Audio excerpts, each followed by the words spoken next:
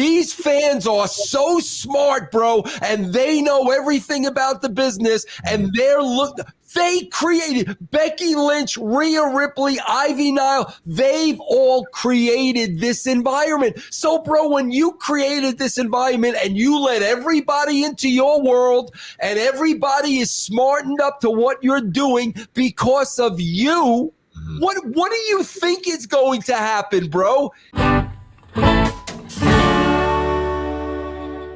Let's talk about an interesting topic here. So Maxxine Dupri, Vince Russo and I talk about Maxxine Dupri. I mean, just a beautiful gal, but definitely and much needed some work in the ring. They kind of threw her out there, and they're trying she's kind of doing some on-the-job training, man, when it comes to being in the ring. She botches quite a bit, unfortunately, but she's a warrior, man. She's a fighter. Bless her heart. Bless her heart, man. Bless her heart. Yes, absolutely. So, but unfortunately, man, the crowds are really starting to not. Her grace cards are running out when it comes to the live audience, and she was at a recent show, and she was booed out the building, man, and. Believe, and you have people like Rhea Ripley, you have Ivy Nile, and you have Becky Lynch all defending her. Becky Lynch, her tweet was, she said, meant it then, still mean it now. Tagged Maxxine Dupri. She said, if I hadn't sworn off tag team partners for life, Maxxine Dupri would be my number one choice. Rhea Ripley really defended her quite a bit. Rhea Ripley, her tweet was, I really wish some of you got booed and ridiculed in the public eye while being at your new job. Learning and getting better is all a part of being human. Be better as humans. And they showed the video of her walking to the back, and she turning back around and waving to the crowd, man. So, bro, can I go? Sure. I'm going to read Indy Niles real quick. And then lastly, Indy Nile, she says, Ivy now, she said, all she ever wanted to be is, all she wanted is to be better for you guys. And this is how you respond. Unbelievable. Keep doing you, Big Max. So many more of us support you. I got to jump in before Vince then, because here's the issue. She shouldn't want to be better for other people. She should want to be better for herself. So screw those people. Go be better for yourself. Get awesome. Rub it in their face. Okay, go ahead, Vince. But here's the other thing, bro. I talked about this with Al this morning, bro. This is the other thing, Chris. Bro, who created this environment? The wrestlers themselves and the industry and the business. They created this environment where these fans are so smart, bro, and they know everything about the business, and they created Becky Lynch, Rhea Ripley, Ivy Nile. They've all created this environment. So, bro, when you created this environment and you let everybody into your world and everybody is smartened up to what you're doing because of you, what do you think is going to happen, bro? Exactly what happened. That's the thing that pisses me off more than anything, bro. These, whatchamacallit was telling me today, Al Snow, bro, you know the guy, EC3 knows, bro, who's the dude at OVW that Al doesn't really get along with? Matt Jones. Al told me this morning, Matt Jones talks to Sean Sapp on a daily basis. Why? Why, bro? So you let these people in, come in, bro. You don't need credentials. Come in. You can talk to our wrestlers. Come in, bro. We're going to expose the business. Then when something like this happens, you're going to put the heat on the fans? Come on, bro. Like, look yourself in the freaking mirror. You created this environment. Yeah. To Vince's point, EC3, my question to you is, that was an excellent point. And so my question to you is, going full circle. So when characters mattered, it wasn't about smart marks, pay attention to a botch move or so and saying that you're not good enough in the ring for us to buy into you. There were a lot of characters that were around of people who just weren't good in the ring. I mean, Hulk Hogan has never been known as a catch-can wrestler, but his character was larger than life. Undertaker had to play lower than his abilities for many years of his career. He was very slow and methodic and rose up and type of thing. He didn't start flipping and flying until, the latter half of his career. But he was so over because his character was so over. With the new type of society that we have with pro wrestlers being smart and looking for a really good match and things like that, and not really determining how good the person is, how do someone like you, one, have to book to that? And what's just your overall take as a talent trying to navigate through that type of vetting or that type of evaluation from the fans?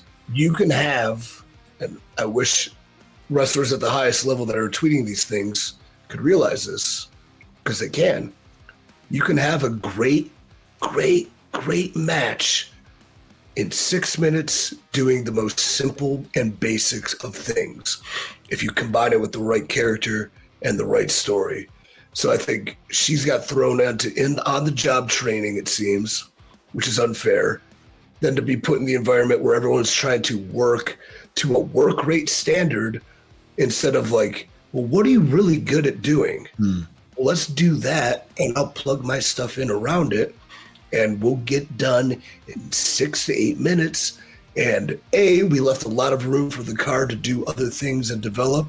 B, you got better being in there and experiencing it and learning. And C, we worked really hard and we did really good business and we had a really good match. So we have to stop.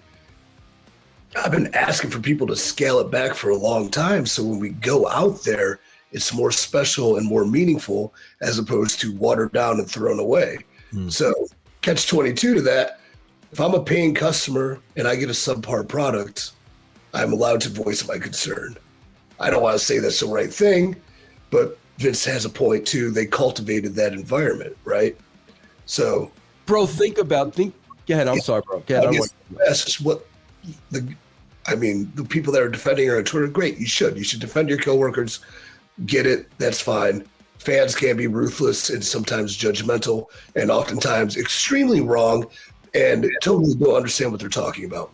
But the veteran females perhaps can take her through basic, simplistic, easy doesn't mean you don't work hard, but easy matches that accentuate what she does really well, hides what she doesn't do well, and that allows her to grow confident into being able to try new things and expanding her work. Yeah. Chris, think about this. EC3, think about this. When we were growing up, watching the wrestlers that we watched, bro, you would know, like there would be the occasional, that guy's a great wrestler, like Dynamite Kid, Mills Mascaris. Like there would be an occasional, that guy's a great wrestler. Chris, can you remember one time, EC3, can you remember one time, I'm talking about Big John Studd, King Kong Bundy, Ted DiBiase, we'll go through Chief J Strong, bro, Bruno Sammartino, go through them all. Can you remember one time where you were watching wrestling and you said, oh, that's a bad wrestler?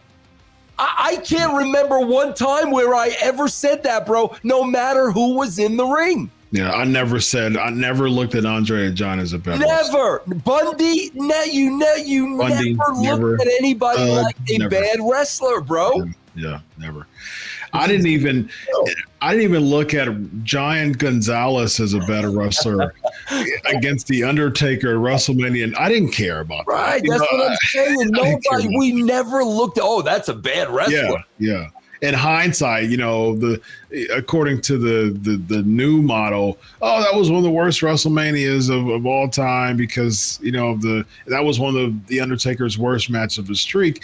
But back then, right, I didn't care. It was a giant foe to the Undertaker who he had to look up to. Right, so it was like, oh my gosh, can he beat Giant Gonzalez, 8 feet tall? You know what I mean? So why does his bodysuit have body hair? This is and abs. It's the same thing, bro. Can you imagine if they would have judged Undertaker against Faker Taker? Oh, yeah, exactly. Hey, he's a horrible wrestler. Right. Yeah. Like that was never in the conversation, bro. Yeah. Ever. As a fan, I didn't care about that. I was happy that because DiBiase had the Faker Taker, and he was in gray and black, and it was DiBiase, man. He bought the Undertaker, and I remember as a fan back then in 1994, and I was like, no, there's no way. Like there's no way. And then all of a sudden we hear, oh yes, Paul Bearer is just kind of teasing the Undertaker's coming back. And all of a sudden at SummerSlam of 94, I believe that was even the main event of that year.